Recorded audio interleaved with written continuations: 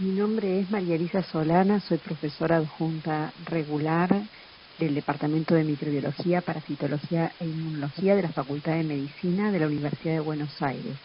Y a continuación voy a brindarles una introducción a la parasitología médica a fin de que posean las herramientas para poder entender y manejar el vocabulario referente a los seminarios y teóricas de nuestra área.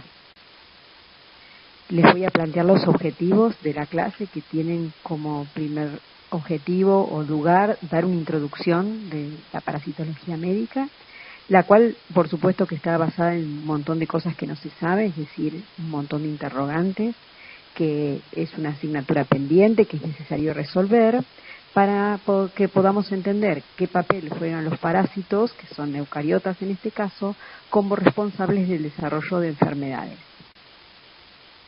Entonces vamos a referirnos durante el transcurso de esta clase a ciertos conceptos de parásitos y parasitismo, de su diversidad, de la interacción entre el parásito y el hospedero, lo que determina la infección y la enfermedad parasitaria, qué distribución geográfica y demográfica tienen los parásitos y cuáles son las medidas profilácticas de las enfermedades parasitarias, así como su diagnóstico. Nos preguntamos por qué estudiarlos, cómo hacemos para estudiarlos y en qué momento estudiarlos. Y vamos a ver si encontramos alguna de las respuestas a estas preguntas. ¿Por qué nos preguntamos que tenemos que estudiar estas patologías? En principio tendría que decirles que los parásitos ocupan un lugar de privilegio. Este privilegio tiene que ver con que hay ciertas condiciones que favorecen su permanencia. Este privilegio está dado como la probabilidad o la causa de enfermedades infecciosas. Salvo algunas pocas especies, los parásitos, a diferencia de los virus y de las bacterias, no producen una mortalidad elevada. Sin embargo, no son enfermedades benignas. Fundamentalmente, tiene que ver que su presencia afecta fundamentalmente a la población pediátrica. Y entonces en eso no nos queda demasiado difícil pensar que si un parásito está afectando a la población pediátrica, seguramente está comprometiendo su desarrollo, tanto corporal como cognitivo. Por lo general, estas infecciones, a diferencia de los virus y de las bacterias, producen enfermedades o infecciones de evolución crónica, es decir, de tiempos prolongados, a tal punto que se puede adquirir una infección durante la edad pediátrica, cuando uno es niño, y aparecer la enfermedad o desarrollarse la patología a edades posteriores. Para que quede claro esto, les tendría que contar como ejemplo la enfermedad de Chagas, en donde ustedes saben que los más afectados son gente de 30 a 40 años, en donde comienzan con algunos de ellos con compromiso cardíaco en forma de arritmias y alteraciones de la conducción del impulso nervioso en el corazón, y esto no se da porque adquirieron la infección la semana anterior, 15 días, un mes antes, sino que es una infección que seguramente el portador del Trypanosoma cruzi lo ha adquirido durante su infancia a través de la picadura de la vinchuca, pero la patología aparece hasta décadas después de haber adquirido la infección, es decir, de haber incorporado o ingresado el parásito en el organismo. Y por supuesto, se afecta la salud de las personas y no les permite a las personas acudir a sus trabajos, afectan negativamente la capacidad económica de países que por lo general están empobrecidos, porque por algo la población adquiere parásitos, y esto afecta vastas regiones del planeta. ¿Por qué estudiarlos? En segundo lugar, les vamos a brindar algunos ejemplos. Y el más claro, quizás el más grave, es la malaria. Fíjense que la malaria, según su distribución, que lo vemos en el mapa, afecta las zonas tropicales de nuestro mundo, digamos. Y esas zonas tropicales también coinciden con zonas de mucha pobreza, en donde la infraestructura sanitaria deja mucho que desear. La malaria anualmente infecta a casi 300 millones de personas. Y cuando nosotros estamos diciendo la palabra malaria, en ese momento se están infectando 10 niños con esta enfermedad.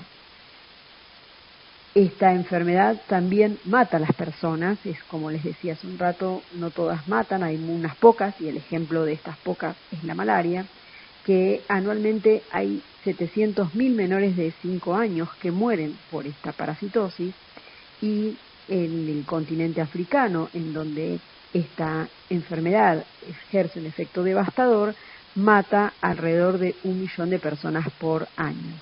Entonces, por eso, en ese recuadro en donde aparece el mosquito transmisor de esta parasitosis, tenemos que decir que la malaria mata a 3.000 niños cada día en el África. Por tanto, como ven, los números nos hablan de que es una patología que obviamente está totalmente desatendida, que si bien se han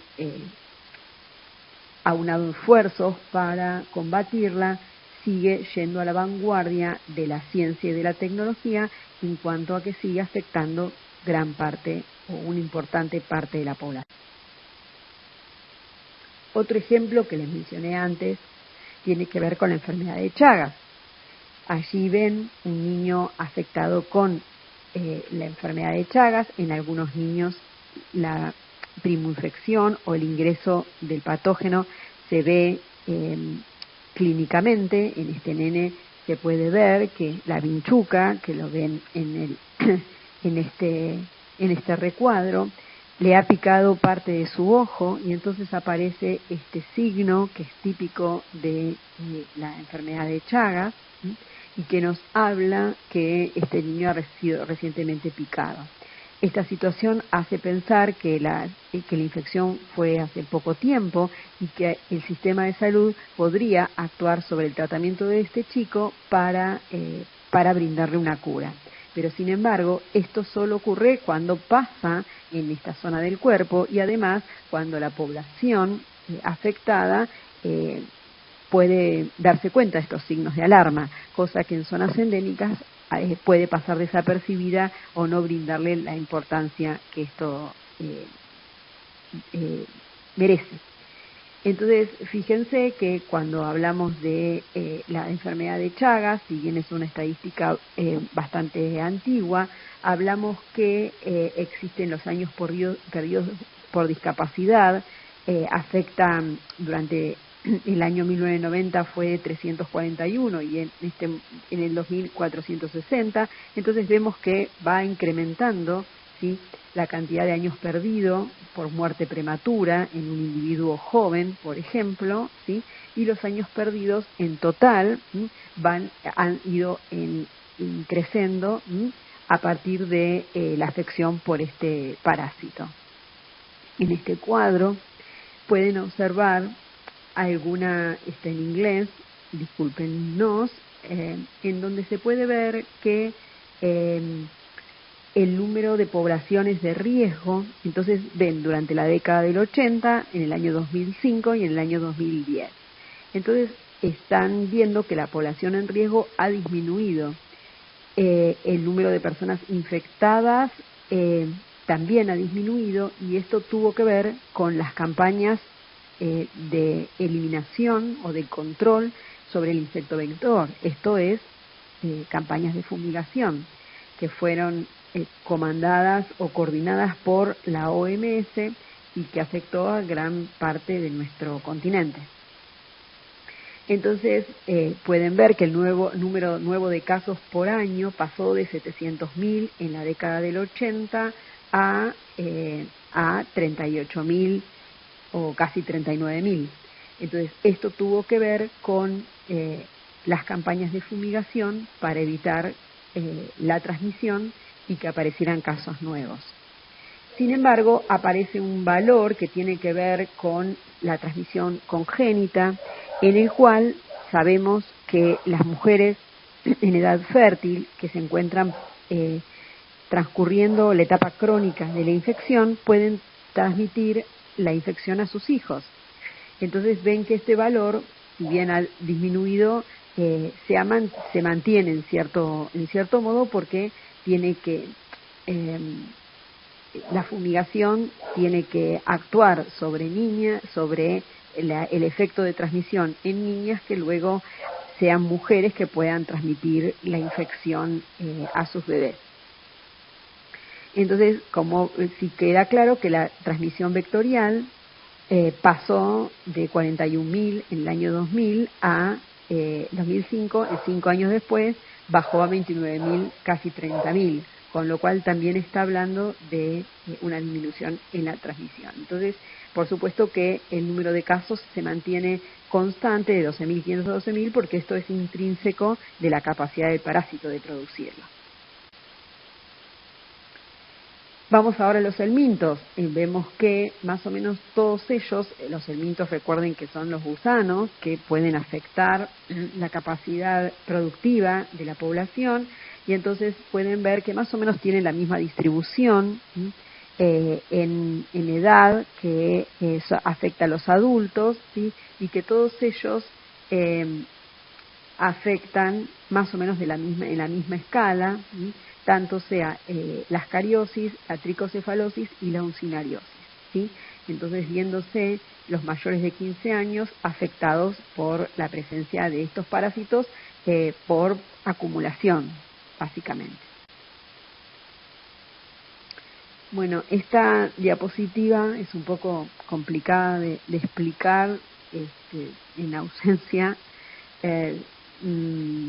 de manera no presencial, pero tenemos que ver que en cada uno de estos están graficados diferentes helmintos. Estos son las uncinarias, estos son ascaris y este es strichuris, que son todos parásitos intestinales, ¿sí? Entonces fíjense que está el continente asiático, el continente latinoamericano y el sudeste asiático. El Asia subsahariana, esto es África subsahariana. Entonces, cuando nos preguntamos cómo estudiarlos, nos vamos a centrar en 4 ejes fundamentales. El primero de ellos es el conocimiento. ¿El conocimiento de qué?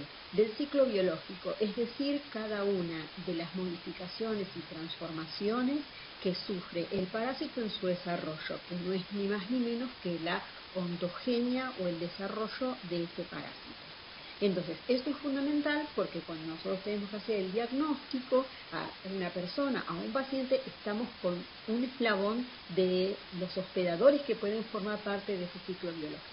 Entonces, es importante conocer en qué condiciones puede haber ingresado el parásito en el paciente, es decir, conocer cuál es su ciclo de transmisión, del cual en un momento me voy a detallar un poco más de qué se trata la diferencia entre el ciclo biológico y el ciclo de transmisión. Entonces, es fundamental que el médico sepa cuál es el ciclo biológico para saber qué estadio ha ingresado, en qué condiciones ha ingresado, mediante qué conducta, por ejemplo, y además entender cuáles estadios evolutivos del parásito se encuentran presentes en el hospedador. Y entonces, para eso es fundamental que podamos comprender la morfología y la función que ejerce cada uno de esos estadios en el hospedador. Entonces, podemos entonces así comprender estas características para poder inferir, por ejemplo, sus mecanismos patogénicos. ¿Por qué me digo esto? Porque muchas veces, muchas de esas estructuras, ¿sí?, que presentan estos parásitos contribuyen a su acción patógena. Por ejemplo, si pensamos en un parásito que está en el intestino y presenta en el extremo anterior una especie de lancetas, de lanzas cortantes que son capaces de penetrar en la mucosa intestinal, podemos entender por qué el paciente eventualmente sufre sangrado en el intestinal. Entonces, esta característica morfológica me ayuda a comprender la patogenia de este parásito que me estoy refiriendo y que es bastante frecuente en los niños. ¿Está bien? O no solo cosas morfológicas, sino en dónde está y qué función cumple, porque no solo tiene características morfológicas para producir daño, sino también algunas estrategias, algunos mecanismos, algunos pasos y algunos circuitos muy particulares. ¿Está bien? Esto también me va a servir para, en el caso del laboratorista, para llegar al diagnóstico, ¿no es cierto? Porque el hallazgo de una estructura con una característica particular en la muestra biológica en cuestión le va a ayudar al laboratorista para, en el caso de poder hacerlo, poner nombre y apellido al agente patógeno y de esta manera hacer un informe adecuado para que el médico haga algún tipo de intervención. ¿Está bien? Bueno, entonces una vez que se pudo conocer el ciclo biológico, entender que las características morfológicas para arribar al diagnóstico, o bien para entender la acción patógena, también los mecanismos de acción patógena que tiene, como qué funciones tiene o qué mecanismos son capaces de desplegar para producir esa patogenia y que se evidencie en el paciente como signos y síntomas, es fundamental poder hacer una asociación luego entre la epidemiología y la profilaxis. ¿Por qué? Porque esto permite entender también cuáles son las condiciones por las cuales el parásito, condiciones ambientales, sociales, culturales, etcétera, el paciente pudo haberse infectado. ¿Está bien? Y a partir de eso, tratar de inferir medidas profilácticas. Es decir, bueno, evitar tal o cual situación para evitar una nueva transmisión, por ejemplo. Bueno, entonces, ¿de qué hablamos cuando hablamos de parásitos? Decimos, ¿qué es el parasitismo? ¿Qué son los parásitos en última instancia? ¿Cuán amplia, cuán diversos? Hay muchos parásitos, son todos iguales, son parecidos, hay mucha diversidad, hay mucha heterogeneidad. ¿Y por qué hay parásitos en algunos, o parasitosis mejor dicho, en algunos sitios o no? ¿Cuáles son los factores que determinan que existan en algunas regiones del planeta ciertos parásitos y en otras no? ¿Cómo producen las enfermedades que vamos a ver en medicina? ¿Cómo se previenen? Evidentemente, ¿y cómo se diagnostican? Obviamente las tengo que diagnosticar para poder hacer medidas. Bueno, y el parasitismo de cualquier manera nos hace pensar que existe una dependencia, ¿no es cierto? Cuando nosotros hablamos de una persona o de alguien que tiene, es un parásito, siempre tiene una connotación negativa y hablamos de que vive a expensas de algo, ¿no? Y en estos organismos pasa exactamente lo mismo. Tienen una dependencia estructural y metabólica. ¿Qué quiere decir esto? Que requieren del ambiente, ¿sí?, para poder desarrollarse, es decir, cambiar de estadio, completar su ontogenia, como dije antes, ¿sí?, y también alcanzar el estadio de adulto, en el caso de que fuera un helminto, por ejemplo, ¿sí? Y en ese ambiente no solo se puede desarrollar, sino que también se tiene que multiplicar, porque una de las estrategias fundamentales es aumentar la progenie, la cantidad de progenie y de individuos que genera para asegurarse la transmisión, ¿no es cierto?, para poder generar nuevos estadios que puedan diseminarse en el ambiente y favorecer la posibilidad de transmisión. Y por supuesto que hay una dependencia metabólica, ¿no es cierto? Los parásitos están en determinados ambientes y consumen nuestras propias proteínas, nuestros propios nutrientes, nuestras propias macromoléculas. ¿Está bien? En algunos casos, desde ese consumo se evidencia la clínica. Bueno, entonces el parasitismo como tal es una asociación biológica, en donde un ser vivo, una especie de ser vivo, o una población se aloja en otra de diferente especie. De esa especie, que es el hospedador, se alimenta y puede llegar a causarle daño. No lo ejerce siempre el daño, ¿sí? Porque como vamos a ver, las infecciones parasitarias son de curso crónico. Entonces, esta cronicidad le permite al parásito desarrollarse, aumentar la probabilidad de encuentro con el siguiente hospedador, por ejemplo, y por supuesto que no es una alternativa muy inteligente, conducir a la muerte del hospedador en forma inmediata, porque no se asegura de esta manera la transmisión. ¿Estamos? Siempre la transmisión requiere de una conducta de parte del hospedador para poder adquirir la infección, ¿sí?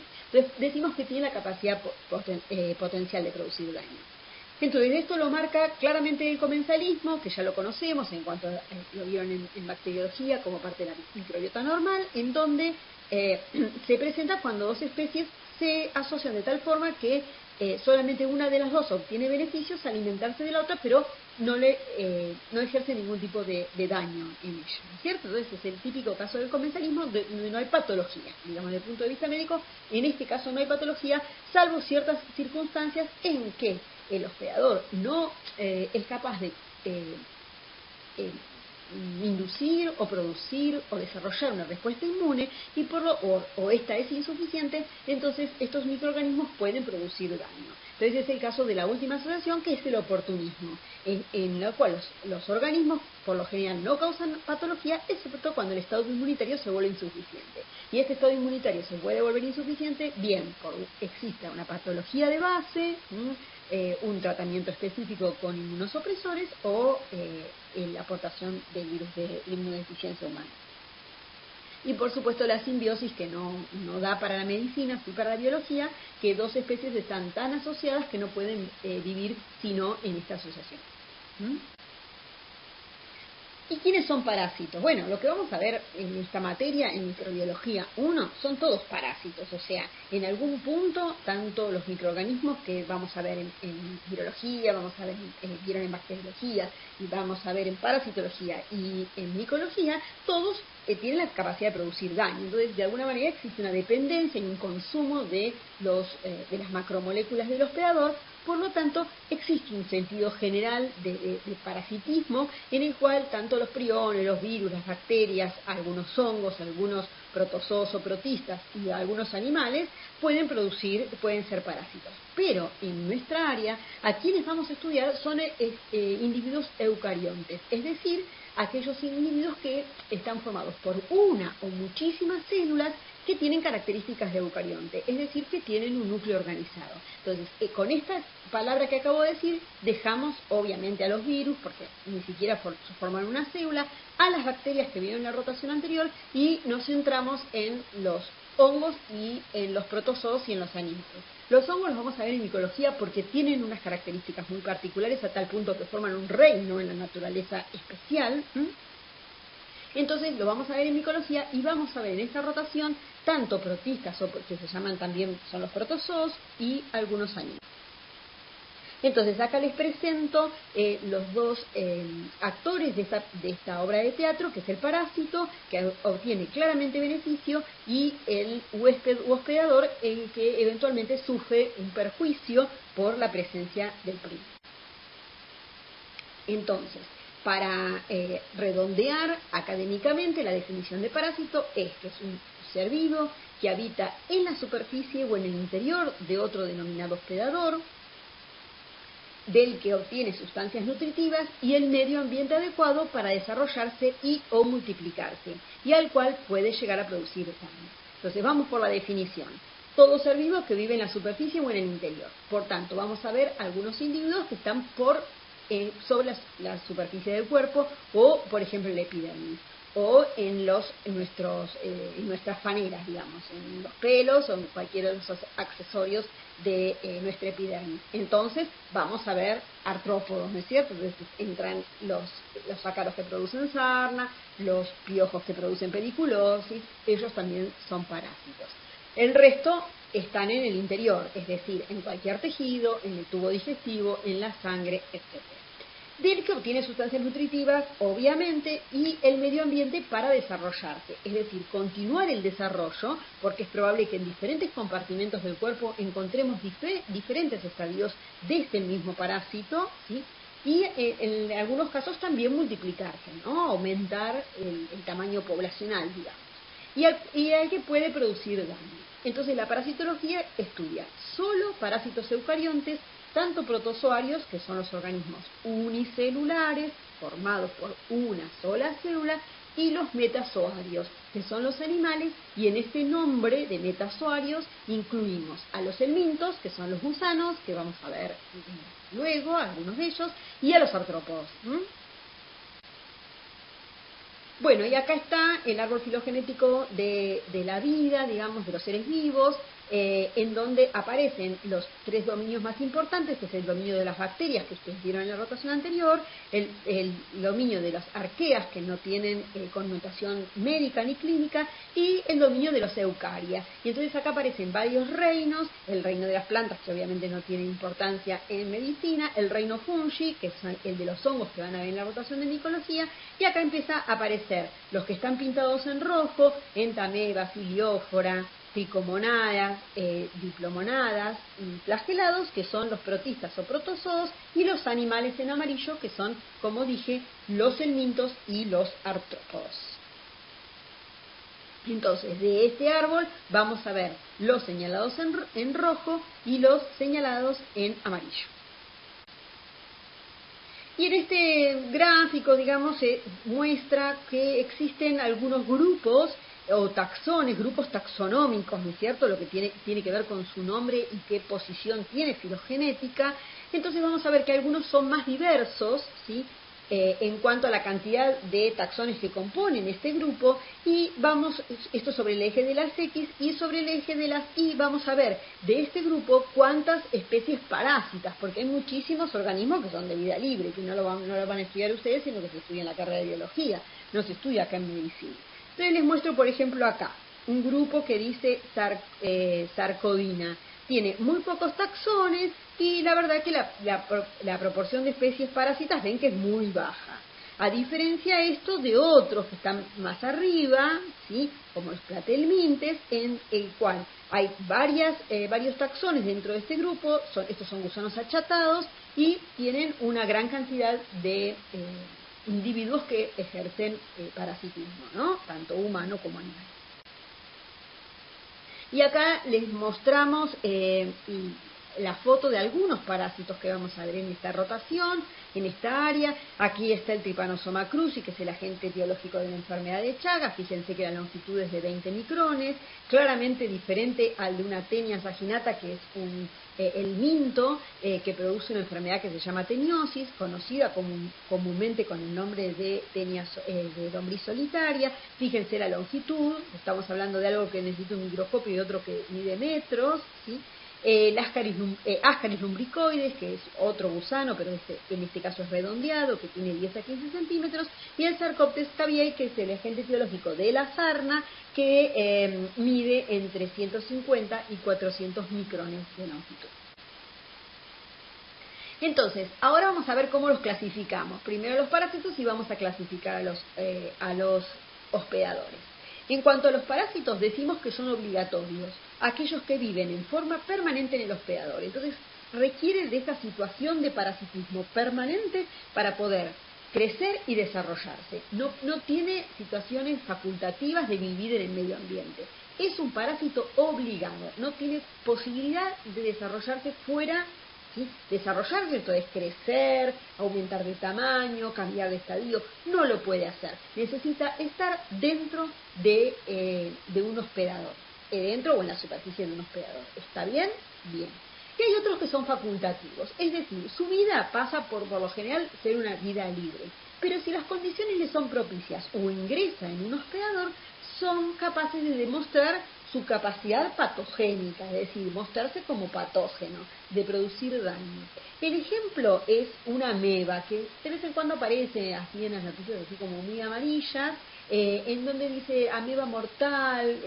Hace un par de años creo que en Bahía Blanca se había descrito algunos casos.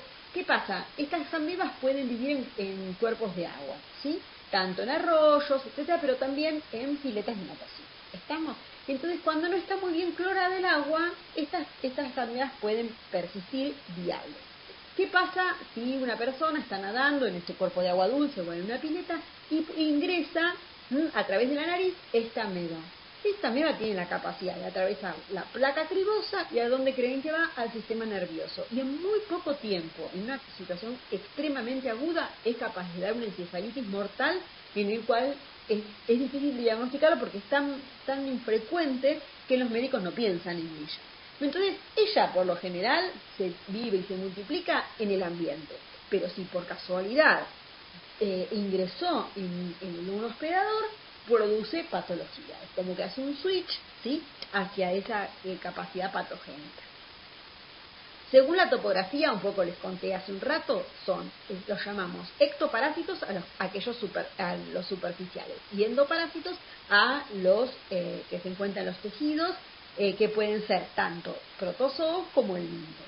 Y según la localización tendremos los de tubo digestivo, los de sangre y los de tejidos con un nombre característico para cada. Bueno, acá están fotos que las vamos a ver a lo largo, o imágenes que vamos a ver a lo largo de la cursada, en donde vemos los ectoparásitos. Acá tenemos el clásico piojo, acá tenemos el ácaro de la sarna, y esto es una larva de mosca que a veces puede alojarse en los tejidos superficiales de la piel de las personas y de los animales. En cambio, vemos otros que están en el interior, como la teña que está en el tubo digestivo, esa teña de 5 metros, esto que les estoy mostrando es solo el extremo anterior. Este parásito que es Toxoplasma gondii, que es unicelular y que produce la toxoplasmosis, y este es un patógeno, tiene flagelos, también microscópico, que produce vaginitis en las mujeres. Hablamos de obligatorios, y entonces otra vez la tenia, el pedículus y el agente etiológico de la malaria. Y como facultativos, esta ameba que les conté recién, un ejemplo de ello es Naegleria fowleri, y la pulga, porque la pulga cumple su ciclo de vida en el medio ambiente y solamente el adulto se acerca para alimentarse de sangre.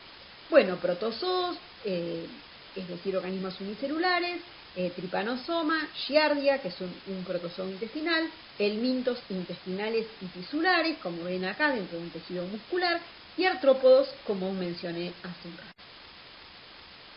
Bueno, ahora que conocemos las características de los parásitos, hablemos de los hospedadores.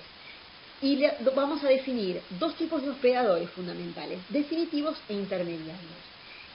El hospedador definitivo es el hospedador en el cual el parásito es capaz de alcanzar la madurez y reproducirse asexualmente. Les conté que los parásitos son microorganismos, organismos, mejor dicho, microscópicos o no, realmente complejos. Entonces, muchas veces necesitan pasar por diferentes hospedadores hasta encontrar el ambiente adecuado para desarrollarse como estadio adulto.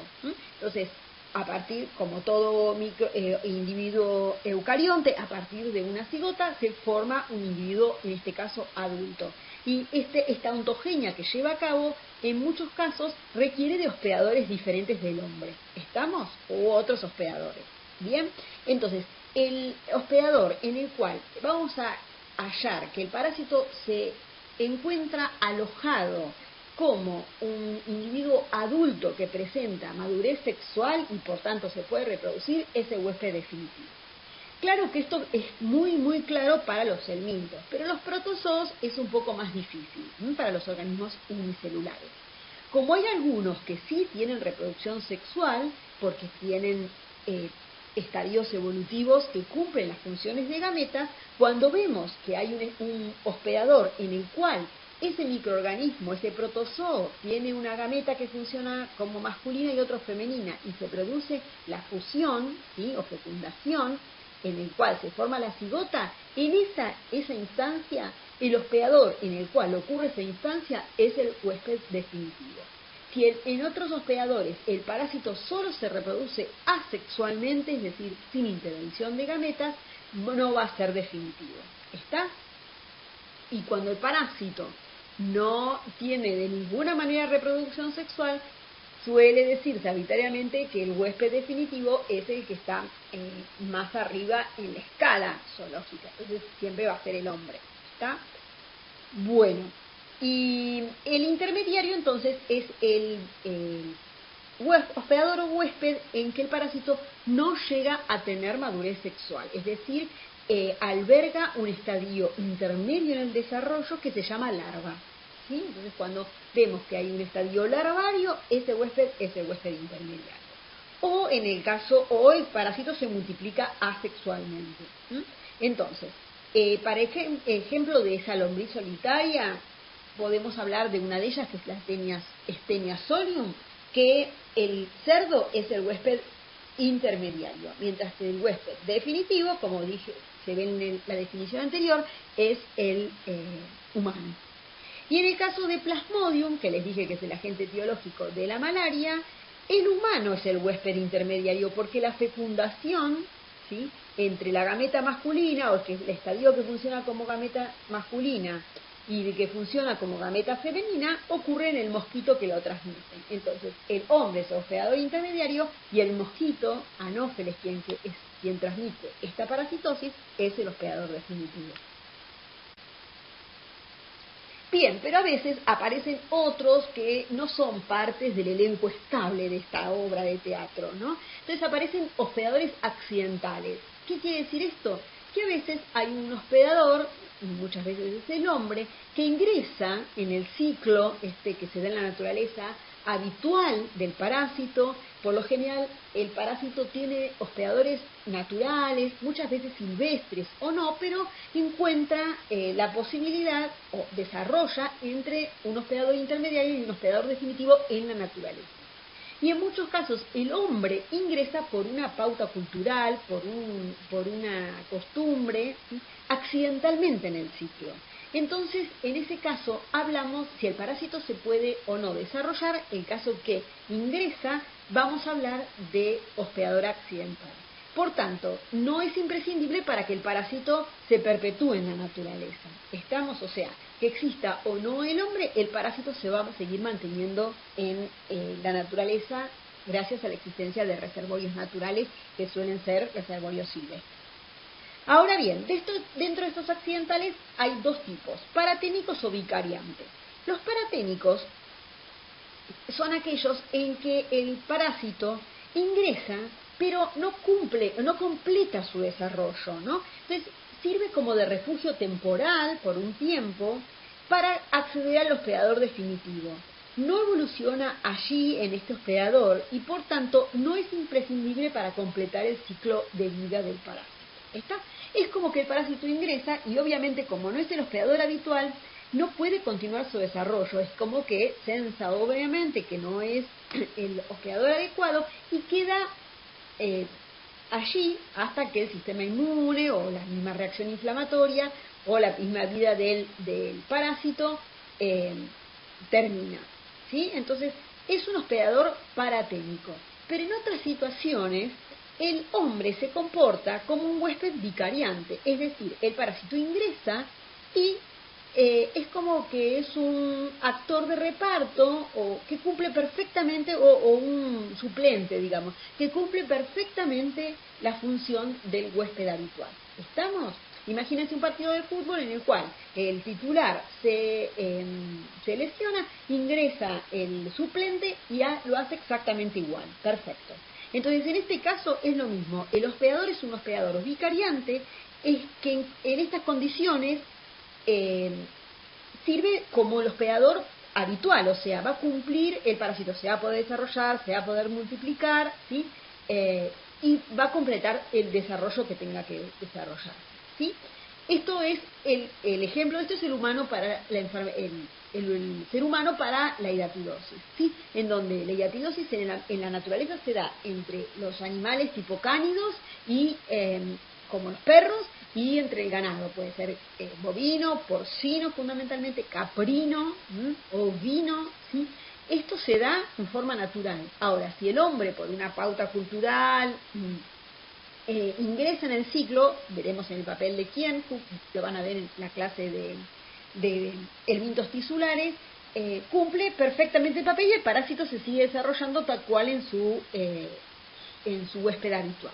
Entonces, es un huésped accidental de tipo vicariante. En el caso de que el parásito no se desarrolle, es como que se metió y dijo, no, yo acá no tendría que haber entrado, es un huésped paraténico o solo de transporte. Bueno, y después aparece otro término que es el de reservorio, que suele ser un animal silvestre por lo general, o bueno, doméstico, que es portador de una infección, generalmente es asintomático, bueno, tampoco sabemos mucho de la clínica de estos animales, pero que sirve para mantener la infección también en la naturaleza, le permite al parásito multiplicarse en muchos casos, entonces la oferta del parásito hacia el ambiente, ¿sí?, hacia la probabilidad de encontrar un nuevo huésped, aumenta por la presencia de estos reservorios. Y muchas veces estas parásitos son difíciles de controlar y mucho más difíciles aún de erradicar porque muchas de ellas tienen reservorios silvestres y son en muchos casos también desconocidos, ¿no? Entonces es muy difícil eliminar este tipo de hospedadores. Entonces acá les puse un ratón, ¿sí?, que es un reservorio de muchas enfermedades, pensemos por ejemplo la toxoplasmosis, y acá les puse una comadreja como un ejemplo de un reservorio típico de la enfermedad de Chagas, ¿no es cierto? En donde si viene una vinchuca, que es la que está acá abajo, lo pica, el parásito se desarrolla perfectamente porque dentro de esta comadreja o zarigüeya, el parásito es perfectamente viable, se multiplica, va a estar en los tejidos y en la sangre, entonces si viene una vinchuca y lo pica, el parásito va a seguir el ciclo en forma adecuada. Bueno, y como tal la vinchuca es un vector biológico, porque por lo general son artrópodos de tipo hematófagos, es decir, para poder transmitir la infección necesita alimentarse de sangre, no necesita solamente estar en la superficie y caminar en la superficie, sino que tiene que chupar sangre para poder adquirir la infección y eventualmente transmitirla a otro hospedador, ¿sí? Entonces es importante porque participan en la transmisión activa de la infección. Por eso cuando yo les mostré el efecto de la fumigación con vinchucas en la transmisión, vemos que es un eslabón fundamental, que cuando desaparecen las vinchucas disminuye drásticamente y significativamente la cantidad de nuevos infectados por la enfermedad de Chagas o por el Trypanosoma cruzi. ¿Estamos? Bien, entonces, por lo general, no solo tiene que ver con el hábito de chupar sangre, sino que también en el interior de la vinchuca el parásito se desarrolla y se multiplica.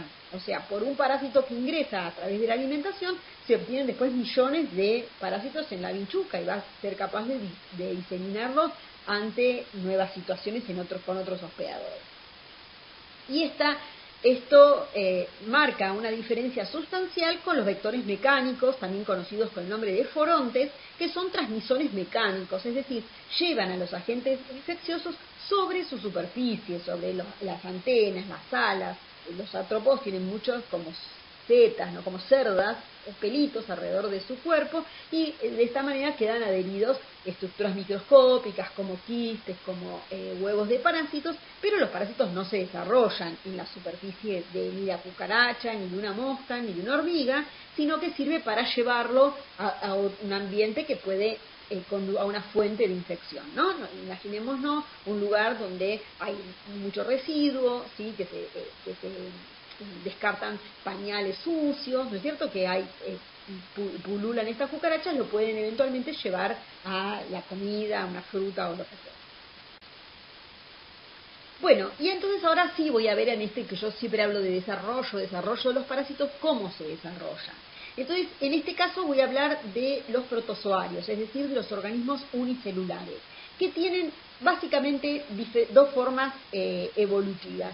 Unas formas que son vegetativas, que tienen diferentes nombres de acuerdo a cuál es el parásito en general, pero son trofozoitos, si queremos decirlo en forma muy genérica.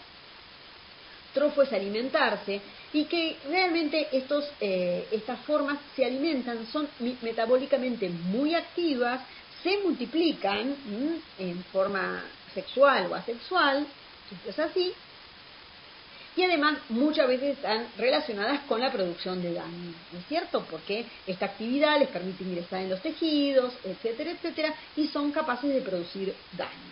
Son llamados trofozoitos en forma general, es una de las formas evolutivas o estadios evolutivos de los parásitos unicelulares, como les acabo de mencionar, ¿sí? Y en muchos casos también son móviles, como ven en este ejemplo de esta giardia que estoy mostrando, un trofozoito, ven que tiene flagelos porque tienen movilidad, se multiplican, algunos asexualmente, otros sexualmente, o las dos cosas, ¿sí? Y como vuelvo a decir, son metabólicamente muy activos. Esto lo hace bien diferente del estadio de quiste. El quiste es un estadio de resistencia. Quiere decir que cuando las condiciones no son propicias, estos parásitos se rodean de una cubierta, por lo general rica en quitina, ¿sí? Y pueden persistir así durante mucho tiempo. Es el típico estadio encargado de la transmisión, es el estadio que va a soportar condiciones ambientales recontracambiantes, ¿no? Como pueden ser las condiciones ambientales.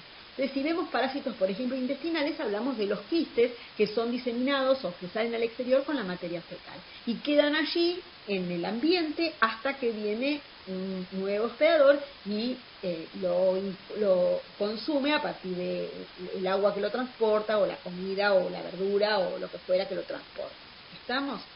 Acá dice quiste y ooquiste porque algunos quistes provienen de una reproducción sexual previa. Entonces ese prefijo o quiere decir huevo que viene en la cigota. Bueno, en el caso de los helmintos tenemos dos tipos.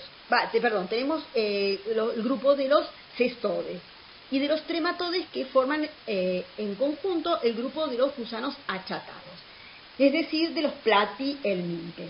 Estos platihelmintes se dividen en cestodes y trematodes de acuerdo a que el estadio adulto tenga el cuerpo separado en segmentos o tenga un cuerpo sin separación, lo que quiere lo mismo que decir indiviso, sin separación, sin división.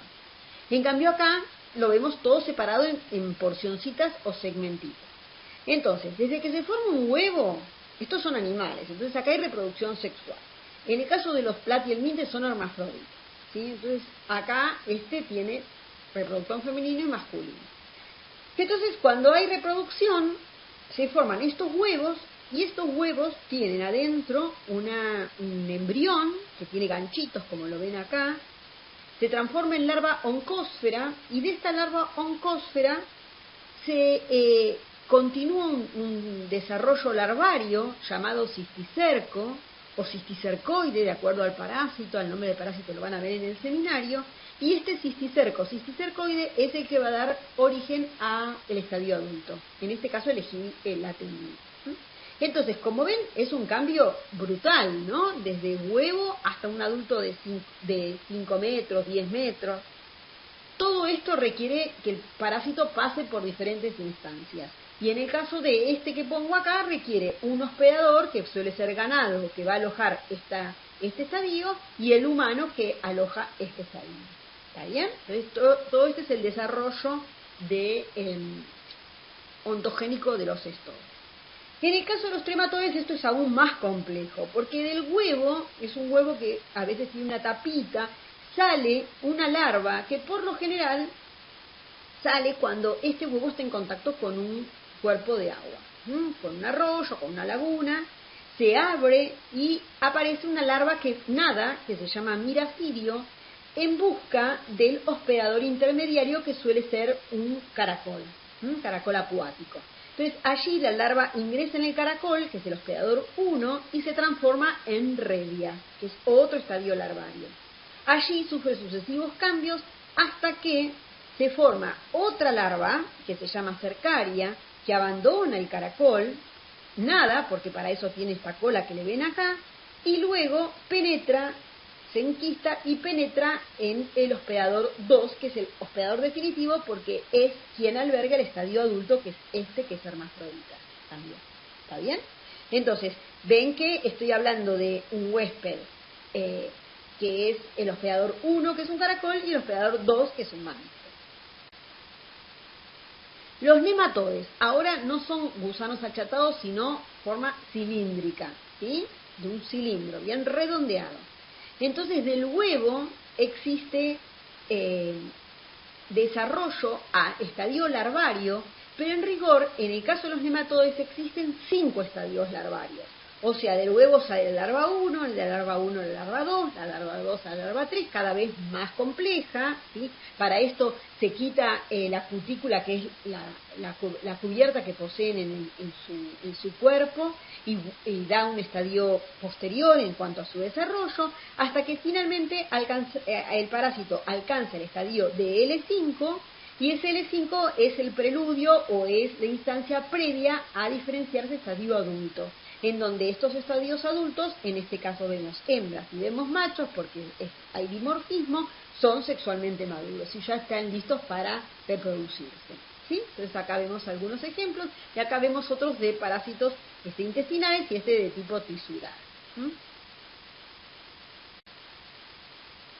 Bueno, y en el caso de otros parásitos que vamos a ver, que son los artrópodos, es también complejo. Desde el huevo hasta el desarrollo de un adulto, que es el ácaro que produce la sarna, se pasa por diferentes estadios, que primero es un estadio de larva y otro es el estadio de ninfa, previo al desarrollo de parásitos adultos, otra vez con la capacidad de reproducirse.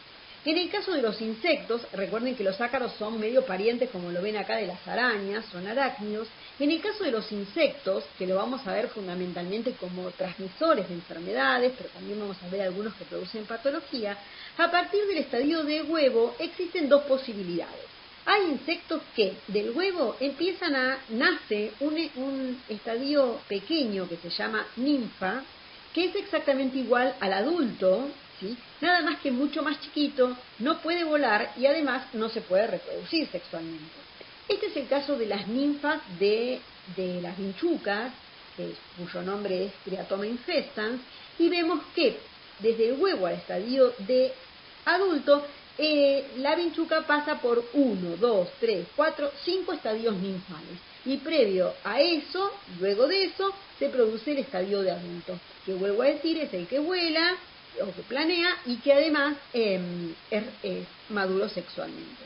Estos estadios ninfales están en los mismos ambientes que está en el adulto y todos se alimentan de sangre. Entonces, con estas características nos imaginamos que también pueden transmitir la infección. Diferente es el caso de los mosquitos, en el cual a partir del huevo nacen estadios larvarios, pero tienen naturaleza, en el caso de los mosquitos, acuática. Y a partir de esas larvas se genera otro estadio más pequeño que se llama pupa, y a partir del estadio de pupa emerge el estadio adulto, que es aéreo, esto es acuático, esto es aéreo, esto vuela, y que es maduro sexualmente. Esto es claro porque estamos en plena época de epidemia de dengue y sabemos que nos dicen que tenemos, bueno, ahora con el corona está un poquito desplazado, pero sabemos que una de las medidas es de no juntemos cacharros con agua porque le damos posibilidades al Aedes aegypti de crecer así. Entonces, si no lo dejamos crecer, difícilmente tengamos adultos. Si no le damos cuerpos de agua donde crecer, o tarritos con agua para que crezca.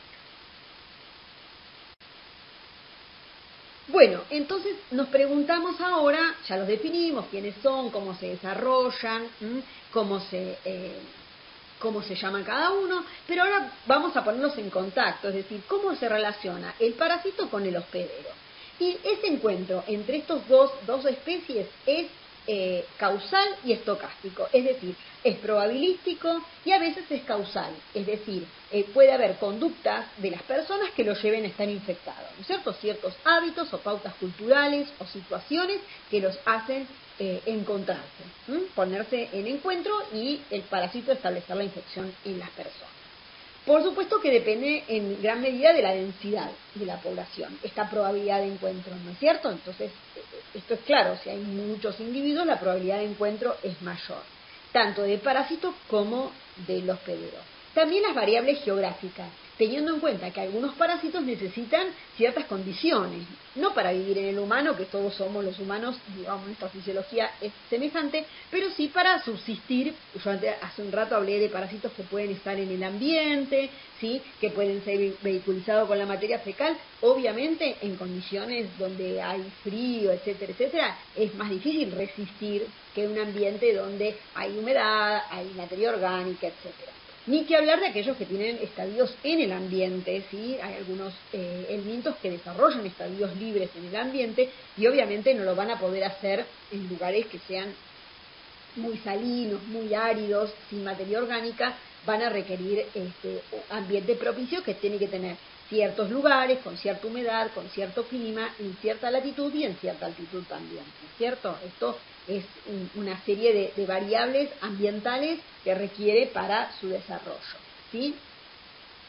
Por algo algunas de ellas, cuando no sé si recuerdan la foto que les mostré de malaria, es una enfermedad tropical, ¿no es cierto? Entonces no por nada está en los trópicos, fundamentalmente porque en los trópicos está con lo que viene ahora, que son los vectores biológicos que son capaces de transmitir la infección. Entonces la presencia de reservorios y de vectores también aseguran el encuentro entre el hospedador y el parásito, ¿no? Entonces por eso, por ejemplo, en nuestro país es endémico para la enfermedad de Chagas, en la Patagonia no hay transmisión por la vinchuca, pero la vinchuca no puede vivir en ese ambiente, no tolera las temperaturas bajo cero, ni siquiera fría, ¿está? Entonces requiere un cierto ambiente, ciertas características, y ahí aparecen también algunas pautas y características sociales, si quieren, en donde una casa que está hecha con adobe, con grietas, el adobe, recuerdan que es como barro que se agrieta, le da posibilidad a la vinchuca de meterse ahí y bueno, y reproducirse.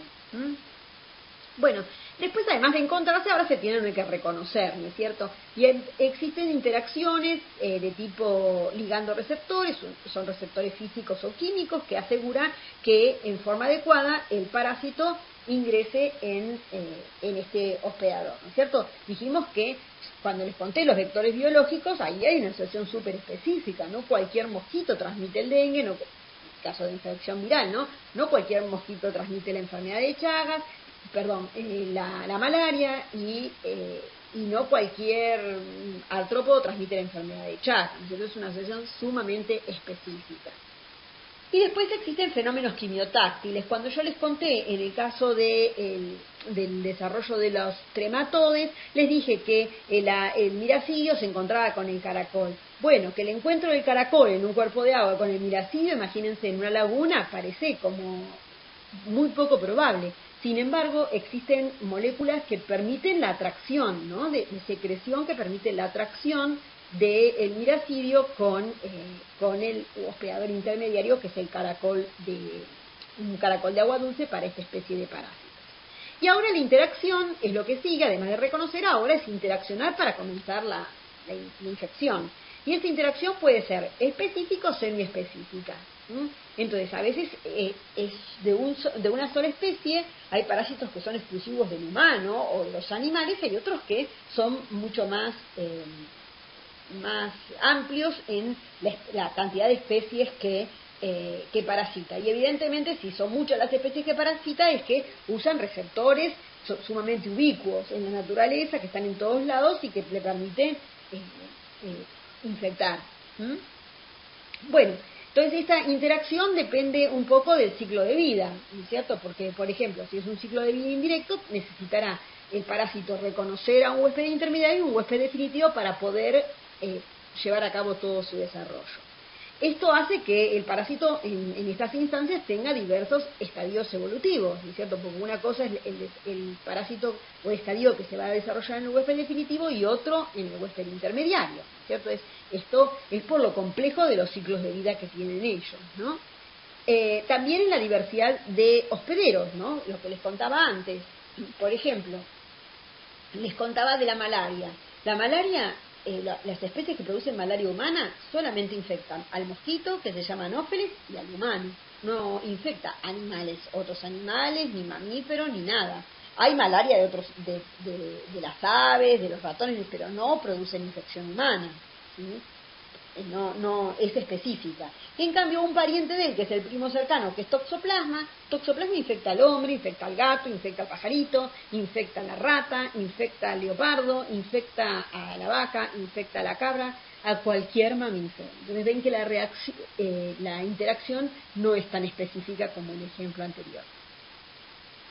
Bueno, y esto también, la interacción va a depender de la existencia de hospederos habituales o de accidentales, ¿no es cierto? Esto va a ser que, obviamente esa interacción va a ser, si es un hospedero habitual, exitoso, y si es accidental, dependerá si podrá continuar o no el ciclo, en la medida de que sea un huésped vicariante o un huésped paratente. Entonces, nosotros sabemos que los parásitos no están en todos los lugares del planeta, están en ciertos lugares, ¿sí? Y que afectan a determinadas poblaciones. Entonces, ¿por qué están en ciertos lugares del planeta? ¿Por qué tienen una distribución geográfica particular? ¿Y por qué afecta a ciertas poblaciones y a ciertas poblaciones no las afecta? Entonces, entendemos que para que exista transmisión tiene que haber parásitos, un medio ambiente adecuado y la presencia de reservorios, en este caso animados e inanimados, para que se dé la cadena epidemiológica de transmisión. Entonces, cuando yo les conté el ciclo biológico, en realidad estaba diciendo que son las etapas que sufre el parásito en su desarrollo. Son secuenciales, ¿no es cierto? Desde el huevo hasta el adulto, ¿no? Desde el huevo hasta la formación de gametas.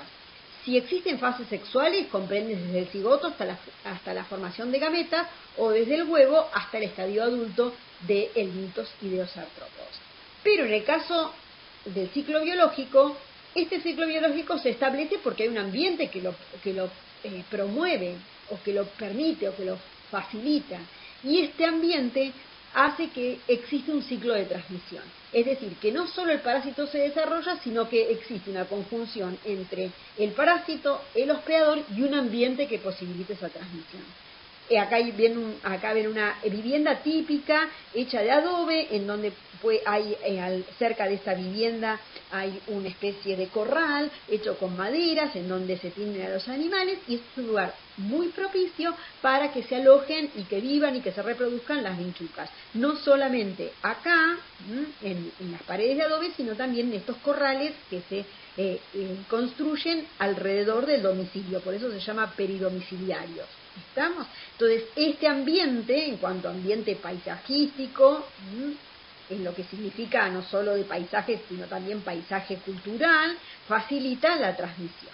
Y acá vemos, por ejemplo, cuando hablamos de los parásitos que son eliminados con la materia fecal, ¿qué pasa si toda esta basura, en el cual es eliminada materia fecal de animales o pañales, etcétera, etcétera, son arrastradas con la lluvia, en una instancia de lluvia, o por vectores mecánicos hasta el agua o hasta la alimentación, ¿sí?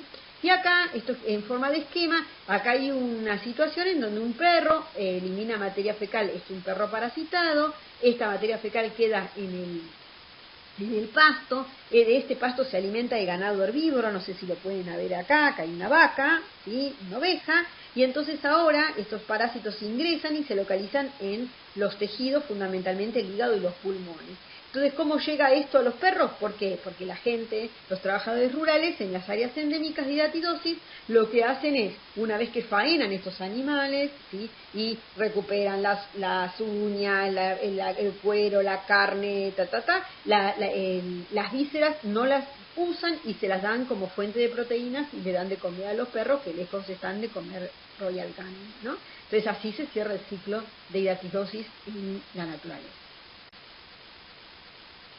Y acá ya hablamos de los parásitos, hablamos de los hospedadores y hablamos de lo que se llama ciclo de vida, ¿sí? Del parásito, que es cuando el parásito realiza todo su desarrollo, es decir, todo su ciclo biológico en un solo hospedador, digo una sola especie de hospedador. Se trata de un ciclo de vida monoxénico o un ciclo de vida directo, en el cual vemos que acá el parásito se da en la familia, en donde pueden estar cada uno de ellos parasitados por la transmisión mismo entre ellos, pero estamos hablando de la especie humana. Pero en cambio, si estamos hablando de un ciclo de vida indirecto o heteroxénico, el parásito realiza todo su desarrollo en más de un hospedador. Entonces tenemos acá el ganado, que está infectado, que elimina huevos. Estos huevos, recuerdan que liberaban, si estaban en una laguna o en un lago o un arroyo, liberaban este miracidio que ingresa en el caracol. Del caracol sale la larva y esta larva se enquista en la vegetación que circunda al arroyo y es fuente de alimento obviamente para el ganado herbívoro. Entonces acá vemos dos especies, en este caso el ganado bovino y la especie caracol. Bueno, ¿cuáles son características propias del parásito que condicionan su transmisión? Por un lado, su virulencia y su patogenicidad, es decir, qué capacidad tiene de producir infección, ¿no es cierto? Y esto de alguna manera depende de la cantidad. Entonces hay algunos que son mucho más patógenos o más virulentos y se requiere un inóculo menor, de otros que requieren mayor cantidad para poder establecer una infección exitosa en el hospedador. Pensemos en el hospedador humano. También no solo es intrínseco de su capacidad de generar una infección, sino también del medio ambiente, porque algunos requieren pasar por el medio ambiente o que el medio ambiente les permita su subsistencia, en tanto y en cuanto se encuentren o tengan la probabilidad de encontrarse con el hospedador. Y en muchos casos también la dependencia con los vectores, algunos son dependientes del huésped intermediario de los vectores. Por ejemplo, cuando les conté, vuelvo al ejemplo de Chagas, que la transmisión de Chagas está en parte condicionada porque existan vinchucas, porque son dependientes de ellas.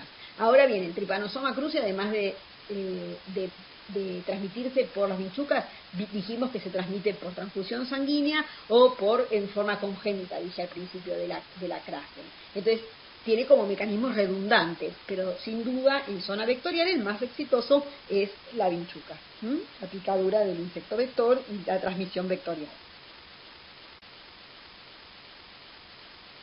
Bueno, entonces, ¿por qué tiene una particular distribución geográfica? Existen factores genéticos y ciclos biológicos y de transmisión propios del área geográfica. Bueno, los factores genéticos tienen que ver con diversidad intra e interespecífica.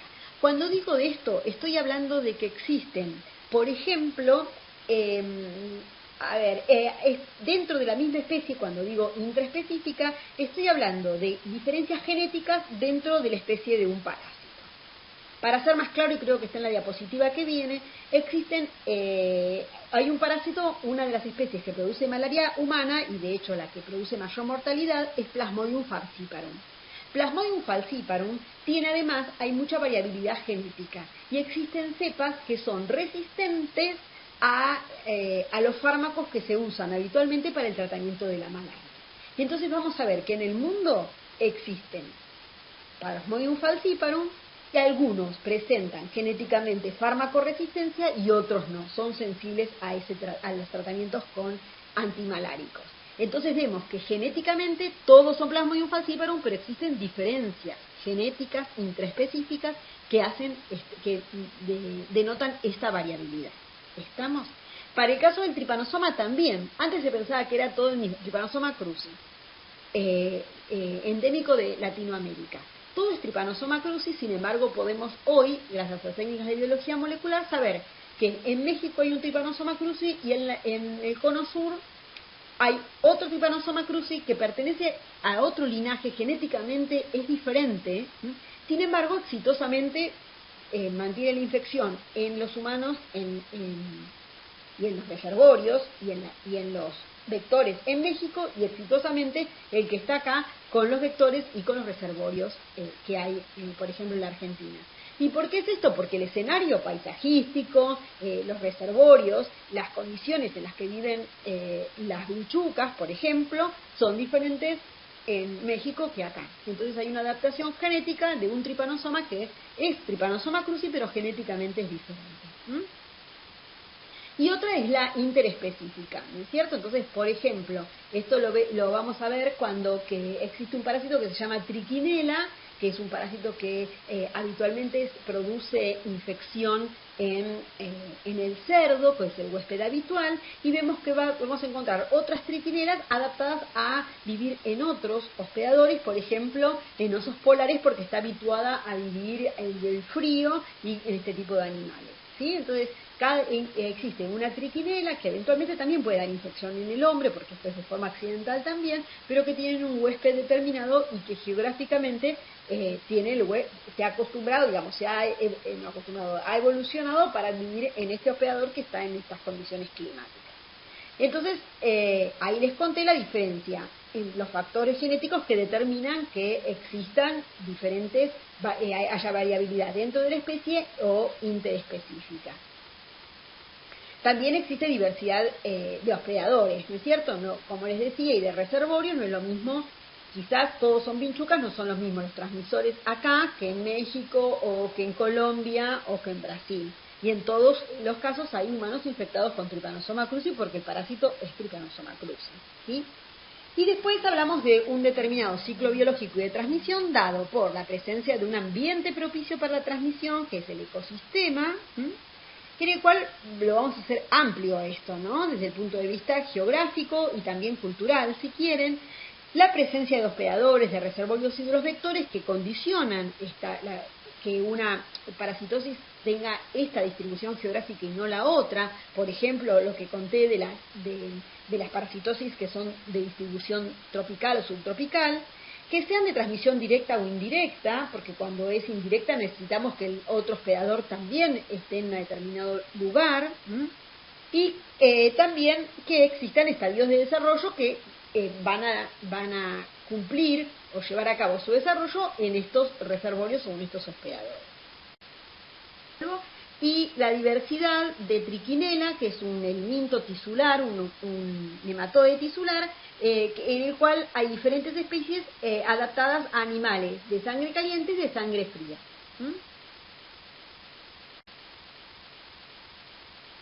Bueno, ¿qué son los ciclos biológicos y de transmisión y qué utilidad tiene su conocimiento? Bueno, van a ver que cada vez que demos algún seminario o las mismas teóricas, van a ver que siempre vamos a estar hablando del ciclo de vida. Y este ciclo de vida y de transmisión lo representamos como un esquema, ¿sí? Que es la circulación del parásito en el ecosistema. Entonces tengo que decir paso a paso qué desarrollo tiene el parásito en el ambiente y en el hospedador, ¿no es cierto? Entonces, voy a tener que nombrar los hospedadores que forman parte del ciclo de transmisión, diciendo qué estadio se desarrolla en cada hospedador y también eventualmente si existen estadios que se desarrollan en el ambiente. Entonces, el objetivo de este ciclo biológico o de poder determinar y con claridad de definir un ciclo biológico y de transmisión es definir la forma, si es un ciclo directo o indirecto, para definir la forma de transmisión, cuál es la fuente de infección o cuál es el vehículo y cómo infecta al humano y eventualmente cómo sale del humano para contaminar el ambiente, cuáles son los estadios de desarrollo de los parásitos en los hospedadores intermediarios o en el resto de los hospedadores y en el hospedador humano, cuáles son los reservorios y cuáles son los vectores y cuál es la localización en el hospedero.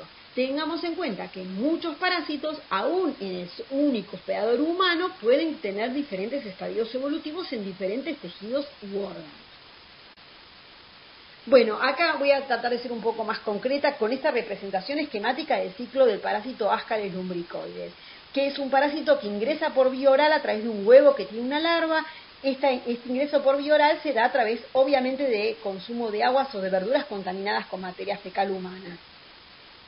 Entonces, acá el parásito ingresa y cuando llega al intestino se libera esta larva, pero no está lista para desarrollarse adulto, sino que atraviesa el intestino y de allí pasa al hígado y de allí pasa a los pulmones. En los pulmones va por circulación, entra en lo que conocemos como las vías respiratorias inferiores, en los alvéolos pulmonares. Como es una larva, es grande, lo puede romper, pasa de la sangre a los alvéolos, allí se moviliza, tiene capacidad, tiene una importante musculatura que le permite ascender, ¿sí?, por los bronquios, ¿sí?, por la tráquea, y finalmente llegar a la glotis, donde es deglutida, llega a la vía al tubo digestivo y finalmente se establece como ya cumplido todo su desarrollo como adultos machos y hembras. Allí ocurre la fecundación, la hembra deposita los huevos en el ambiente, digamos, deposita en la luz intestinal, pero cuando una persona defeca en el medio ambiente o al aire libre, elimina estos huevos que cumplen su maduración en la tierra o en el suelo, ¿sí?, hasta generar, después de un tiempo, una larva, y de esta manera se convierte este huevo, ¿sí?, en huevo infectado. Entonces, ese es el ciclo biológico, pero la transmisión es esta. Este es el huevo y en realidad ingresa por vía oral fundamentalmente en los niños por sus hábitos de geofagia y por lo poco instalados que tienen los hábitos higiénicos. Y a partir de allí ingresa, como les decía, por el tubo digestivo, luego pasa a los pulmones y entonces luego de hacer todo ese ciclo ascendente y poder establecerse en el intestino, se generan adultos en el intestino delgado.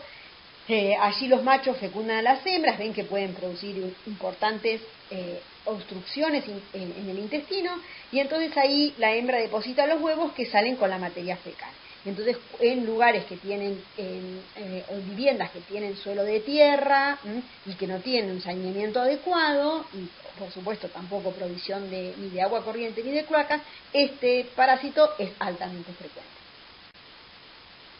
Bueno, les contaba del tripanosoma, ¿sí? Del Trypanosoma cruzi. Otra representación, estamos pensando en un individuo que está infectado, por lo tanto tiene parásitos en su sangre y tiene parásitos también en los tejidos, es picado por una vinchuca, la vinchuca al chupar sangre se lleva este parásito que está en la sangre, allí el parásito se transforma, se divide, aumenta, se reproduce sexualmente y luego llega a la porción distal del tubo digestivo y la vinchuca luego se alimenta de otro hospedador, de un humano o puede ser también de un hospedador mamífero, como lo dice la diapositiva acá, aunque representamos un humano. Entonces, cuando se alimenta, deposita materia fecal en forma automática o en forma refleja, mejor dicho, en la piel y entonces, favorecido por el rascado de las personas que le produce prurito de la picadura, el parásito que está sobre la piel ingresa, llega a la sangre y puede volver a desarrollar el ciclo en nuevo hospedador. Y ahora el ciclo de transmisión, acá estamos la vinchuca, acá están los hospedadores, ¿sí? La vinchuca, el estadio que se reproduce en la vinchuca, luego el estadio que se encuentra en la porción distal del tubo digestivo, que es eliminado con la materia fecal, y acá vemos parásitos, ¿sí? En los tejidos, vemos parásitos en la sangre, ¿sí? Y en los tejidos. Y acá vemos tanto hospedadores humanos, un ciclo doméstico dado por la presencia de, obviamente, ambientes donde existan estas vinchucas y también animales domésticos que convivan con las personas en áreas endémicas, que también son hospedadores habituales de este parásito. Y acá vemos un hospedador silvestre, ¿sí? Antes había hablado de la comadreja, ahora la hormiguita es tan eficiente como la comadreja en establecer la infección, ¿sí?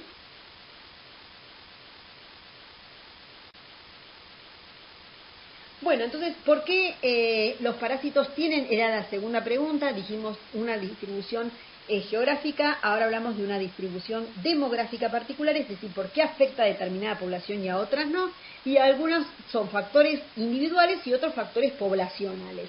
Los factores individuales tienen que ver con el genotipo de cada persona, entonces más allá de este genotipo hay factores epigenéticos que hacen que se aparezca un fenotipo determinado que lo haga susceptible o resistente a la infección. Y por supuesto existen factores poblacionales que también tienen que ver con la genética de la población en un área determinada, pero también factores económicos y sociales que condicionan esto, ¿no es cierto? Entonces, si hay niños desnutridos en un lugar, es más probable que se infecten, ¿sí?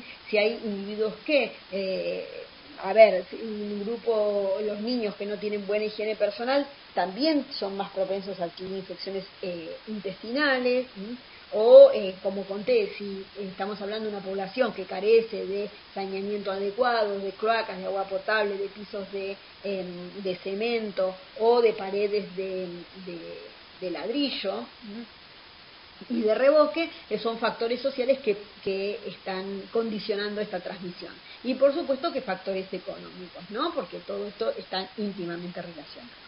Entonces, esto habla del grado o el nivel de exposición tanto personal de las personas como de las. Entonces, estos factores intrínsecos de la susceptibilidad o resistencia depende del grupo etario, como dije, si son niños, adultos o jóvenes o embarazadas, por ejemplo, depende del sexo, del genotipo y el estado inmunológico en especial. Cuando dije estado inmunológico, hablo, por ejemplo, de los neonatos que no tienen una respuesta inmune madura, por tanto, son más susceptibles a la adquisición de una infección de tipo congénita. El genotipo también. Entonces, es lo que dice acá abajo, la respuesta inmune adquirida no está muy desarrollada en fetos y neonatos y son más susceptibles a la infección. El estado, hablé del embarazo, también es una respuesta inmune que está modulada por las hormonas y que, como saben, para evitar el rechazo del desarrollo fetal, existe una inmunomodulación hacia los antígenos paternos que expone el embrión de tal manera de evitar el rechazo, ¿no? Porque ahí hay algo extraño que es la parte antigénica paterna que tiene el embrión. Entonces hay toda una modulación inmune durante el embarazo para evitar esto. Entonces esto también condiciona cuando se instala una infección o hay una infección preexistente. Este tipo de respuesta que tiene a ser de tipo TH2 condiciona ciertas infecciones. Por supuesto que también los antígenos de histocompatibilidad y la expresión de ciertos receptores de linfocitos T, y por supuesto que las enfermedades de origen genético también promueven o hacen a las personas más susceptibles o resistentes. Bueno, por supuesto que susceptible y resistente no es absoluto, nadie ni es totalmente susceptible ni totalmente resistente, porque para que se dé una infección es multifactorial, no depende de solamente la existencia de, sino que un conjunto de situaciones que conllevan, que dan como resultado el estado de infección, ¿no es cierto? Entonces, lo que yo les quería decir es que existen algunas poblaciones que tienen anemia. Como les contaba, la malaria es una enfermedad que produce una alta mortalidad y el parásito se aloja en los glóbulos rojos y se alimentan de la proteína mayoritaria, que es la hemoglobina. Entonces, las poblaciones que genéticamente tienen alterada la hemoglobina son ciertamente resistentes a la infección, porque al parásito tampoco le gusta una hemoglobina que está alterada, necesita una hemoglobina normal. Entonces, aquellas poblaciones que tienen talasemia o que presentan anemia falciforme presentan hemoglobinas que dificultan el desarrollo del parásito dentro del eritrocito. Otro ejemplo que dice ahí es, en el caso de Plasmodium vivax, del antígeno sanguíneo DAFI. Este antígeno que está en los reticulocitos de los glóbulos rojos, es el receptor que necesita el parásito para meterse dentro del glóbulo rojo. ¿Estamos? Este parásito que es Plasmodium vivax, que es otro Plasmodium que produce malaria humana. Entonces, las poblaciones que son DAFI negativas son resistentes a la infección de alguna manera. ¿Por qué? Porque el parásito no tiene el receptor para entrar, mientras que quienes lo tienen son susceptibles a la infección. Lo mismo pasa con algunos polimorfismos de citoquinas y la asociación con ciertas formas clínicas de las enfermedades. Bueno, y estos factores, estos son intrínsecos porque son propios de la gente y de las poblaciones, pero algunos que tienen que ver con el ambiente, y son factores extrínsecos que hacen que la población sea más proclive o más susceptible a adquirir una infección. Y esto obviamente son condicionantes económicos y sociales, que hace que las poblaciones que carezcan de agua potable, que carezcan de agua corriente, que no tengan que tengan letrinas, que tengan suelos de tierra, zanjas donde se acumula el agua, ¿sí? Son factores que predisponen. La actividad lúdica de los chicos también, obviamente con las mascotas o en lugares donde van a defecar también animales como gatos o perros, también son situaciones que promueven la transmisión de enfermedades infecciosas. Y por supuesto que actividades laborales, ¿no es cierto? Por ejemplo, pensemos en algunos parásitos que están en el suelo, en ambientes cálidos, como pueden ser en las zonas subtropicales. Bueno, los individuos que se dedican a una actividad de recolección de té, de yerba mate, se encuentran especialmente expuestos a esta infección, ¿sí? Las actividades pecuarias también, de producción animal o veterinarias también es una ocupación que de exposición o de riesgo. O en zonas de deforestación. ¿Por qué digo esto? Porque hay algunos vectores que viven en los huecos de los árboles, ¿sí? Si nosotros sacamos esos árboles, los deforestamos, los vectores tienen que seguir viviendo y por ahí se van a alojar en lugares más próximos a las viviendas humanas y entonces es más probable que esta gente se infecte, porque los vectores, en vez de estar en el monte, ahora ya no tienen monte y se van a la vegetación más cercana a los centros urbanos. Bueno, entonces, ¿cómo producen las enfermedades los parásitos? Primero ingresan al hospedero, cómo se disemina, en qué tejidos van, cuánto tiempo están y por qué están tanto tiempo. Entonces, esto lo vamos a decir rápido, no es más ni menos que la cadena epidemiológica de transmisión, y es cómo ingresan los parásitos al hospedero, a través de qué fuente o vehículo, a través de qué vía, y si lo hace en forma activa o pasiva, ¿no es cierto? ¿Sí? O en forma activa el parásito o en forma pasiva. Entonces, esta es la cadena epidemiológica donde aparecen reservorios que tienen al parásito, ya puede ser un objeto, ¿sí? Como puede ser el suelo, el agua, o una persona o un animal, y después la existencia del parásito de la gente y un mecanismo que lo lleve a un huésped de tipo susceptible, en el cual va a entrar a través de esta vía de transmisión por una puerta de entrada, que puede ser vía oral, vía percutánea o vía sexual.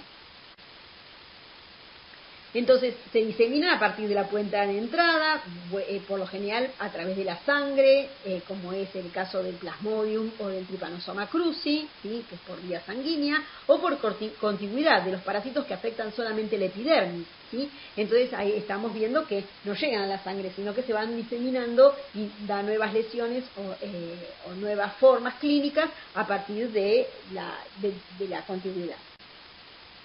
Bueno, y después se distribuyen, como se imaginarán, en cualquier lugar, no lo voy a mencionar, pero dice aparato digestivo, se distribuye en el sistema circulatorio, en el sistema nervioso central, en el ojo, en la piel, en el respiratorio, en el músculo, etc.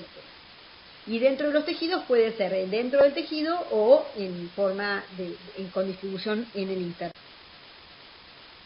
¿Cuánto tiempo persisten los parásitos en el hospedero? Bueno, pueden persistir, dar algunas semanas, dando lugar a infecciones agudas, cosa que no es muy habitual, les dije, en las infecciones parasitarias, ya que suelen tener un curso crónico. Entonces, el ejemplo es Giardia intestinalis y Cryptosporidium parvum, fundamentalmente en niños menores, en niños pequeños, dan gastroenteritis como una infección que se suele autolimitar.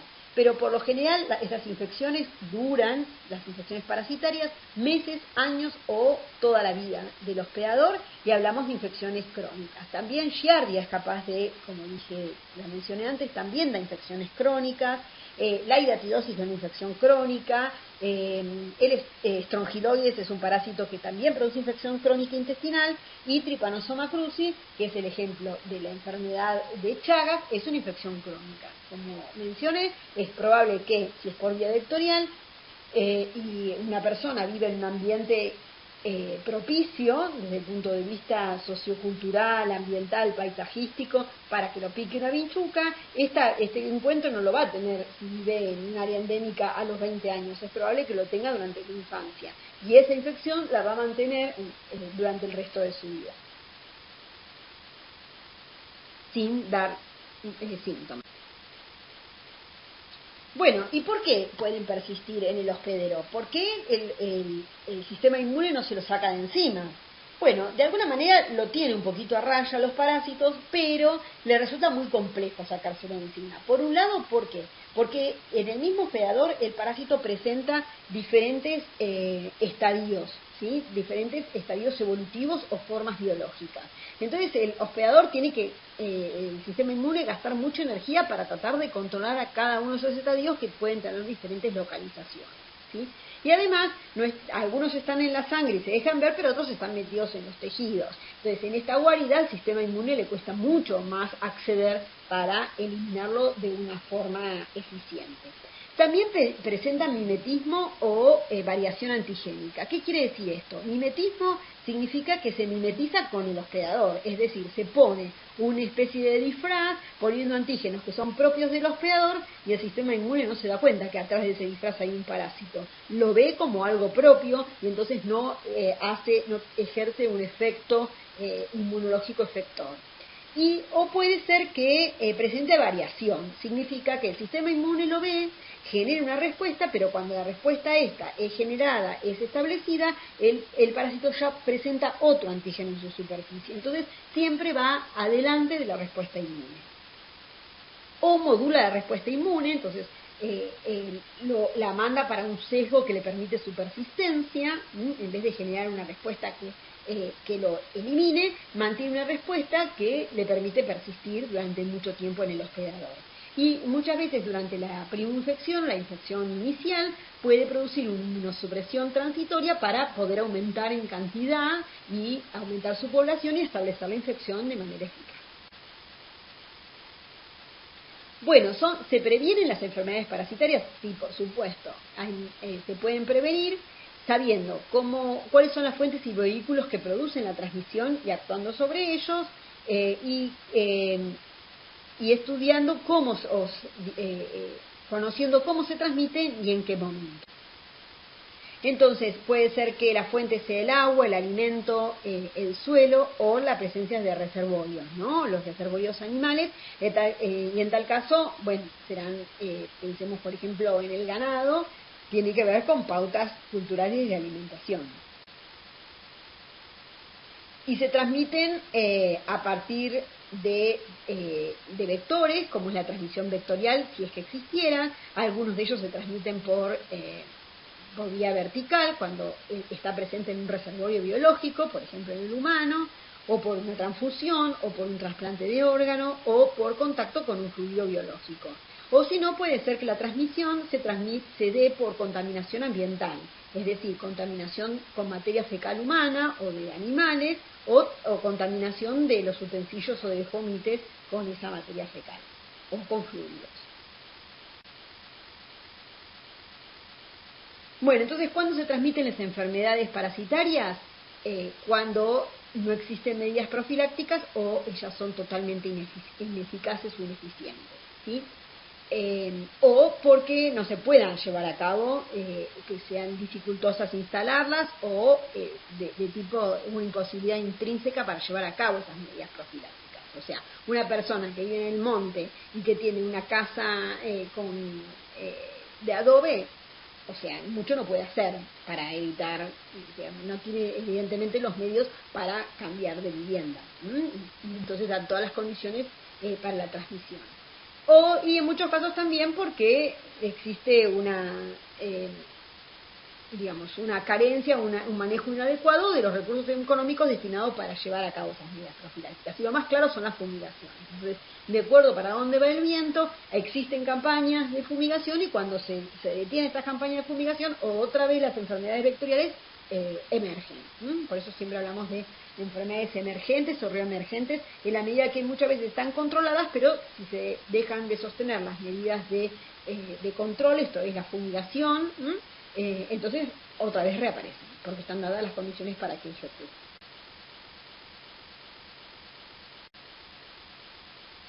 Entonces, ¿qué datos contribuyen al diagnóstico presuntivo? Bueno, por supuesto que la interpretación de la patogenia, la interpretación de la clínica, que no es más ni menos que cómo los mecanismos, la expresión de los mecanismos patogénicos del parásito, conociendo el ciclo biológico para poder entender a partir de una anamnesis también las condiciones epidemiológicas, a través de un examen físico adecuado que me permite interpretar también la patogenia, y el desarrollo de estudios complementarios que me ayuden a arribar a un diagnóstico presuntivo a partir de conocer por qué estadio parasitario está en el hospedador, en este caso el hospedador humano, cómo produce daño y cómo ese daño se traduce en signos y síntomas que tienen que ser interpretados por el personal médico. Entonces, ¿qué criterios se emplean para establecer el método de diagnóstico más apropiado? Y decir, bueno, se solicita tal o cual estudio. Primero, conocer la etapa de infección, porque no es lo mismo cuando el parásito recién entró, que se deja ver fácilmente, y otras en etapa crónica, cuando son más difíciles de encontrarlos. Entonces vamos a tener que buscar otra señal de su presencia, que suele ser la respuesta inmune, obviamente. ¿Y cómo se establece la etapa o fase de infección? Por la epidemiología, ¿no es cierto? O sea, la enfermedad de Chagas, si una persona tiene problemas cardíacos, es probable que esté en la fase crónica. Entonces, el diagnóstico va a estar encarado no en la búsqueda del parásito, sino, como dije recién, de la respuesta inmune, de la clínica, y también por criterios que son típicos parasitológicos e inmunológicos en cuanto a la posibilidad de encontrarlos o no en determinadas localizaciones. Entonces, ¿qué muestra vamos a emplear para buscarlo y en qué momento obtenerla? Bueno, el conocimiento primero del ciclo biológico, a ver si tengo que pedirle sangre, si tengo que hacer una técnica mucho más invasiva para encontrarlo, o si muestras de más sencilla obtención van a ser útiles para el diagnóstico. También asignar al paciente un determinado grupo en riesgo, ¿no es cierto? Pensar si es un paciente que se debate entre la vida y la muerte, es probable que se justifiquen maniobras mucho más invasivas que las normales porque necesitamos un diagnóstico pronto para poder instaurar el tratamiento. Y por supuesto que características estructurales y funcionales del parásito, ¿no es cierto? Obviamente si están en el intestino va a ser muy fácil buscar la materia fecal, pero si están en el pulmón, bueno, va a ser un poquito más complejo, ¿no? O en el hígado va a ser más complejo encontrar. Bueno, y a partir de allí se emplean como métodos de certeza métodos directos que me permitan ver al parásito o alguno de sus componentes, por ejemplo su genoma, o métodos indirectos, que son la valoración de la respuesta inmune. Entonces, la pretensión del sistema de salud es identificar con la mayor sensibilidad y especificidad posibles, es decir, cuando digo negativo es negativo, cuando digo es positivo, y si digo positivo es fulanito de tal, en forma específica, con el mayor criterio posible, usando los métodos adecuados que me permitan llegar a esa conclusión. Entonces, también va a ser importante tratar de lograr una gran eficiencia diagnóstica con la menor invasividad, porque si no la invasividad pone en juego otras variables. Y depende de la etapa de la infección, como dijimos, si es aguda o crónica, en dónde está el parásito, ¿sí? O la estructura del parásito, cuál es la respuesta inmune del hospedador, si es normal o está inmunocomprometido, y el tipo de muestra y cuál es el momento para hacerlo. Entonces vamos a tener para investigarlos una sospecha de tipo clínica a través del examen físico y de los exámenes de laboratorio de imágenes, y a través de una sospecha epidemiológica. Y entonces empezamos la clase diciendo cuándo estudiamos los parásitos, y bueno, dado que nuestro país tiene cada vez más una localización neotropical, es decir, si antes era subtropical y templado, estamos viendo que cada vez, gracias al famoso cambio climático, su distribución es cada vez más tropical, si no estaríamos hablando del dengue como lo estamos hablando actualmente. Y esta localización posibilita esta transmisión efectiva de un gran número de enfermedades parasitarias y enfermedades infecciosas en general, por eso dije del dengue, y dado el carácter endémico de algunas parasitosis que son independientes del cambio climático, sino que están dadas las condiciones geográficas, sociales y económicas para mantener el ciclo de vida del parásito en forma permanente, y que aparecen otras, dado de la intervención que tiene el humano, no solo por el cambio climático, sino también la intervención humana en el ambiente, como cuando hace un rato hablé de la deforestación, que hace que aparezcan parasitosis emergentes, ¿sí? Que antes por ahí se desarrollaban su ciclo de vida en el ambiente silvestre, pero ahora afecta a los humanos. Entonces, todo esto, junto con muchas de ellas están asociadas a factores de pobreza, es que en países de nuestra región siempre hay que pensar en parásitos como causas de enfermedades. Entonces, a modo de conclusión, los parásitos estrictamente constituyen un grupo muy heterogéneo, porque son tan parásitos un parásito unicelular como un piojo o un gusano de 5 metros, y son ubicuos, están en todos lados, en gran cantidad de hospedadores, que pueden ser vertebrados, invertebrados, y en el ambiente. Y su éxito en la biosfera son debidos, en primer lado, que tienen muchos métodos o mecanismos de transmisión. ¿Sí? Algunos de ellos tienen muchos métodos y son redundantes para asegurar la transmisión. Además, son capaces de producir o persistir prolongadamente en el hospedero. Entonces, esto asegura que exista posibilidad de transmisión y mantenimiento de la infección. Entonces, una persona que tiene enfermedad de Chagas en forma crónica y que convive con vinchucas es fuente de infección a las vinchucas que conviven con él durante toda su vida. Su capacidad reproductiva, o sea, los parásitos también tienen capacidad de reproducirse o bien sexual o sexualmente y generar mayor progenie o un potencial biótico notable. Y también existen nichos adecuados para perpetuarse. Cuando hablo de nichos adecuados, hablo de situaciones geográficas, sociales, culturales, económicas que le asegura su perpetuación. Y por otro lado existen factores biológicos, ambientales, sociales, políticos, económicos que hacen a veces muy difíciles o que obstruyen las medidas de control y erradicación, Entonces siguen existiendo. Entonces también la mayoría de estas enfermedades tenemos que decir que son prevenibles y son diagnosticables, no son cosas extrañas como las que están pasando ahora, que son más difíciles, sino que son archiconocidas y fácilmente conocidas, pero para eso, para poder prevenir y diagnosticarlas, necesitamos implementar medidas profilácticas adecuadas, ¿sí? Por esto es proveer de agua potable, proveer de saneamiento, etcétera, etcétera, que puedan permitir reducir su prevalencia, ¿sí? Y además un sistema de salud que permite establecer un diagnóstico precoz en las poblaciones de riesgo, ¿no es cierto? Porque muchas veces en estas poblaciones de riesgo el diagnóstico precoz permite la intervención médica y sí asegurar la cura. En etapas más crónicas quizás esto no es posible. Y para esto, que esto sea factible, es importante la utilización de recursos económicos disponibles para lograr mejoras ambientales, ¿sí? Ambientales en general, particularmente en ámbitos de mayor impacto de estas enfermedades, que por lo general afectan a gente que vive en condiciones de pobreza, ¿sí? Entonces esto va a ser posible de llegar a esta situación si se producen cambios en los sistemas socioeconómicos, en la distribución de estos recursos y se pongan prioridad en necesidades de sectores con menos recursos, en donde en muchos casos la existencia de parasitosis, por ejemplo en los niños, van a la consulta médica, se les da tratamiento, pero vuelven en un ambiente social, cultural, ambiental, en donde persiste la parasitosis. Entonces se vuelven a reinfectar y esto realmente altera, especialmente si los niveles son muy altos, altera o afecta la capacidad de desarrollo de esa criatura.